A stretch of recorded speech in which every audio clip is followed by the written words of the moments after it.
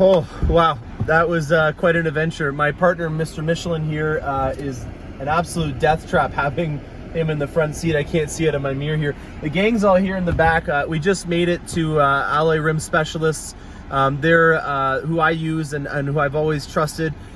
This is their logo here. This is their address. I also wanted to note the quality of the interiors that the Cadillac brand's having with their carbon fiber.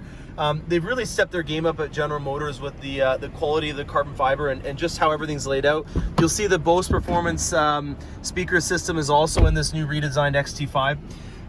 Now back to the rim stuff. Brian, the owner, as soon as he picked up the rim, he immediately noticed that there was a difference in these rims over the previous generation. He noticed that they were thicker, and I think that that's going to really be an important thing to note because a lot of people in the previous generation were having issues with cracking, and he immediately noticed that there was a difference in the quality of the rims. So just from the guy picking it up and clicking on it once, this gentleman works with rims all day long, so I'm going to take his word for it just from first impressions. So without further ado, I'm going to bring you inside. They're installing a wheel straightener system right now, which is a state-of-the-art machine.